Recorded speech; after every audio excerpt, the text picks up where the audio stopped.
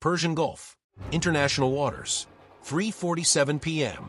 The USS Abraham Lincoln is running routine flight operations, jets launching, deck crew moving on pure muscle memory, when the radar picture changes so fast it doesn't feel like a warning at first. It feels like a glitch. Then the system updates. Then updates again. And within seconds, the Combat Information Center gets the number that makes every trained professional go quiet for half a heartbeat. 52. Not one. Not two. 52 missiles, a mix of ballistic and cruise, climbing out of Iran and racing toward the carrier strike group on clean, direct trajectories. No ambiguity. No maybe. The math is brutal. If even a handful get through, the world will watch a supercarrier burn. Here's why this moment is terrifying and why you should keep watching. This wasn't a random launch. Iran didn't fire a few shots. This was a fully planned saturation strike designed to do one thing: overload the defense by flooding it with targets. The idea is simple enough to understand without military jargon. Even the best shield can crack if you throw enough spears at it at the same time. And Iran believed they'd built the perfect setup. The missiles came from a hardened underground launch bunker buried deep in the Zagros Mountains, thick concrete, heavy steel, remote terrain, built on one core belief: if we can't be found, we can't be stopped. They timed it for maximum advantage, when the Lincoln would be most exposed in the confined waters of the Gulf, with less room to maneuver and less time to react. In Tehran, commanders were confident they'd finally found the formula: numbers, timing, surprise. They expected chaos on the American side. But the first surprise wasn't the missiles. The first surprise was the American response. Because what Iranian commanders didn't know, what they couldn't afford to know, was that the United States had already been watching that bunker for months. Not days, not weeks, months. Construction patterns, supply deliveries, communications behavior, personnel routines, the kind of slow, boring intelligence work that doesn't look dramatic until the exact second it suddenly becomes lethal. So at 3:47 p.m., the Lincoln isn't figuring it out. It's executing a plan. Aboard the carrier, the Aegis Combat System doesn't panic. It calculates. It responds at a speed no human crew can match. Standard missiles begin launching in rapid succession from vertical cells, rocket motors igniting as they climb to meet the inbound tracks. The carrier's escorts add their own interceptors, expanding the defensive umbrella into an interlocking web that keeps tightening as the threat closes. Up high in the atmosphere, far beyond what anyone on deck can see, the fight becomes a series of invisible collisions. One incoming track disappears, then another, then several more in rapid succession. The tactical picture keeps shifting as the system recalculates, because the threat doesn't arrive politely in a straight line. It arrives like a swarm. Every few seconds, the computers do the same brutal math. Which missile matters most, which one is closest to breaking through, which one needs a second shot, which one needs a third. This isn't about bravery. It's about speed and accuracy under pressure, so extreme it turns human decision-making into a liability. In Combat Information Center, 3 decks below the flight deck, the commanding officer watches the display with absolute focus. But he's also watching the clock, because even as the intercept battle unfolds overhead, the counterpunch is already moving. And this is the part most people don't expect. While everyone is focused on whether the carrier survives, the response isn't later. It's already in motion. 2 helicopters are already airborne, flying low and fast on what looks like a routine training profile. But on board isn't a training unit. On board is SEAL Team 3, 24 operators running final checks, confirming frequencies, locking in their gear, watching a target package update in real time.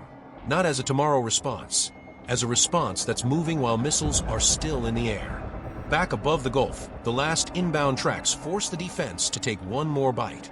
A second attempt fails. A third attempt connects. The final missile detonates harmlessly far from the carrier group. All 52 missiles are gone. Not a single warhead gets through. The Lincoln doesn't even need to maneuver. Flight operations don't stop. Jets keep launching and recovering as if the sky didn't just try to kill them. The entire strike, months of planning, has been erased in minutes. And now the second half begins. Because the real American response isn't just defense. It's speed. It's reach. It's the decision to go after the source before the enemy can reload, relocate, or erase the proof. The helicopters cross into Iranian airspace at extremely low altitude, flying terrain-following routes through mountain valleys designed to keep them below radar coverage. Night vision turns darkness into a grainy green world of ridgelines and shadows. Their approach isn't guessed. It's calculated, built to minimize detection and maximize speed. The underground launch facility sits in a remote valley, accessible only by a single mountain road that winds through harsh terrain. Iranian commanders chose it because they believed remoteness made it untouchable, and reinforced bunker construction meant any attack would take a sustained bombing campaign. They are about to learn how wrong that belief can be. 31 minutes after the missile's launch, the helicopters descend into the target valley. Security forces at the surface entrance aren't braced for a fight. They're still living inside the assumption that their strike succeeded, still believing the carrier group is burning out on the water. They have no idea every missile was intercepted. No idea American aircraft are overhead. No idea Special Operations Forces are seconds from landing on top of them. The helicopters flare over the compound, and fast ropes drop into the darkness. SEALs hit the ground and move with practiced efficiency. Perimeter established, access points identified, entrance approached in silence. External security is small but confident. A handful of Revolutionary Guard soldiers across guard posts, protecting a vault-style steel door set into the mountainside. Their training is built around one expectation, that any assault would come up the road with warning and time. They never imagine helicopters. They never imagine now. Suppressed shots end the problem before anyone can reach an alarm or radio. The entrance is isolated. The underground complex remains unaware. The door itself is the real obstacle, a massive barrier designed to withstand artillery and conventional explosives, controlled from inside with no external access. Built to ensure that even if the location was discovered, no force could breach it quickly enough to matter. The breaching specialist studies the seams, hinges, and locking points with calm hands, then produces a shaped linear cutting charge, designed to focus energy into a narrow line. Instead of trying to destroy the entire door, he targets the mechanism that keeps it locked. A sharp detonation. The bolts fail. The door is no longer secured. Operators shoulder the slab and heave. Steel grinds inward. The corridor beyond slopes down into mountain, lit by fluorescent lights, empty in the first heartbeat. Inside, Revolutionary Guard personnel are gathered in control spaces, watching radar feeds and status indicators they believe confirm their missiles are closing on the American carrier group. They don't know the surface guards are dead. They don't know the entrance has been breached. They don't know that in roughly 90 seconds, the bunker they trusted as a fortress will become a trap. The SEAL assault force moves down the corridor in a tight column. Sectors assigned, weapons scanning, pace controlled. The first internal checkpoint appears, 2 soldiers at a desk with camera feeds on monitors. They look up. Too late. Suppressed fire drops both guards before an alarm can be triggered. The team pushes deeper, guided by detailed floor plans and a target package built from months of intelligence. They know where the barracks are. They know where the main control room is. And they know where the launch control center sits, the room that issued the firing commands. The commander splits the force into 3 elements. 1 secures barracks to prevent organized resistance. 1 seizes the control room to capture senior personnel and preserve intelligence. 1 assaults the launch control center to seize systems and recover proof. The barracks element hits first with speed and shock. Doors breach nearly at once, flashbangs detonating in confined spaces. Off-duty personnel are caught half awake, inside a facility they believed was beyond reach. Most surrender immediately. The control room is a different problem. Single entrance, potential bottleneck, so the SEAL leader chooses surprise and violence of action. A small charge blows the door off its hinges. Flashbangs follow. Operators flow in on rehearsed lanes, weapons tracking hands and consoles. Several officers reach for sidearms and never clear holsters. Others lunge for emergency destruct switches, trying to wipe computers and erase launch records. They're tackled and restrained before they can activate anything. Within seconds, the room is controlled, but the launch control center fights back. Missile specialists react with discipline and desperation. A brief firefight erupts in a confined space, pistols cracking, a rifle pulled from a rack. The SEALs respond with suppressed precision, their coordination overwhelming the defenders quickly. 3 personnel go down, 3 surrender. 1 SEAL takes a minor wound from a ricochet, painful, but still combat effective. Then, in the middle of the room, a technician slaps a console. A red status light flickers across multiple displays. Not an alarm for guards. A protocol. A contingency designed for one purpose. If the bunker is compromised, erase the brain. A timer appears. and it's already running.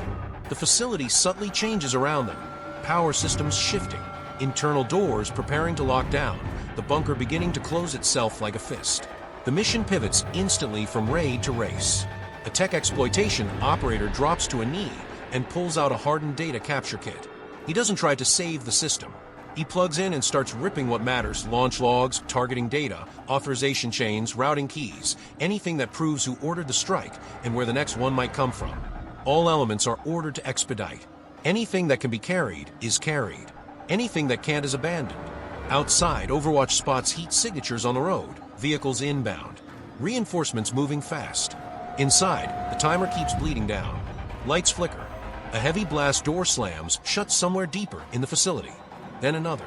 Compartmentalization. Sealing. Trapping. The commander grabs the only person who might know the bunker's denial sequence, the restrained technician, and forces a simple question with lethal urgency. Which way stays open? The technician points toward a service corridor, a maintenance route not used for daily movement. Not the main route, the one that will stay open the longest. The seals consolidate, detainees of value in the center, intel secured, formation tight, and move. They hit a sealed door. A breacher defeats the lock with mechanical tools before the bunker can fully cage them. The door gives. They push through. Behind them, another compartment slams shut. The timer drops into the final window. They reach the main entry corridor and see the bunker's last move, a secondary blast door sliding on rails, slow and unstoppable, designed to close the throat of the facility forever. The commander doesn't waste time trying to stop it. He runs. The entire team runs. Operators and detainees are shoved through the narrowing gap, one by one. The last man hits the edge with his shoulder, grunts, forces through, and clears it just as the steel barrier slams, shut behind him. They break out onto the surface into immediate contact, gunfire from the road, tracers cutting through the dark as reinforcements arrive, and realize the compound is compromised. The SEALs don't chase vehicles. They suppress the approach. Their mission isn't to win the valley. Their mission is to leave it. The helicopters descend hard into the landing zone as dust whips around them. Extraction is violent and fast. The wounded operator keeps moving. Detainees are dragged rather than guided. Gear is hauled in with brute efficiency. The last man boards. The commander slaps the airframe. The pilots rip the helicopters out of the valley at maximum power and drop low immediately into terrain masking, back into mountain shadows where radar struggles to hold them. Behind them, the countdown reaches its end. A dull subterranean shock rolls through the valley. Not a clean fireball, but a heavy internal collapse. Dust vents from shafts. A muffled rumble travels along the ridgelines as sections of the underground complex lock, crush, and destroy the systems Iran never wanted captured. The bunker doesn't need to kill intruders anymore. It needs to erase itself. The helicopters race toward the coast, still low, still fast. Inside, the exploitation operator opens the copy directory. The files aren't just launch logs. They're authorization chains, routing keys, references to secondary sites, proof that the strike wasn't isolated. It was part of a wider architecture. Then one detail lands like a weight. The metadata suggests the 52 missile barrage wasn't the main plan. It was a rehearsal. The operator looks up at the commander and delivers the sentence that turns a raid into a campaign. There's another site. Back on the Lincoln, analysts are already placing new coordinates onto the map. Because now the United States doesn't just know where the missiles came from. They know where the next ones will come from. And the next strike won't start at 3:47 p.m. It will start whenever America decides to end it. If you want part 3, the follow-on target, the second bunker, and the decision that forces Washington to choose between deterrence and escalation, watch the next video, because that's where this stops being a story about defense and becomes a story about what happens after.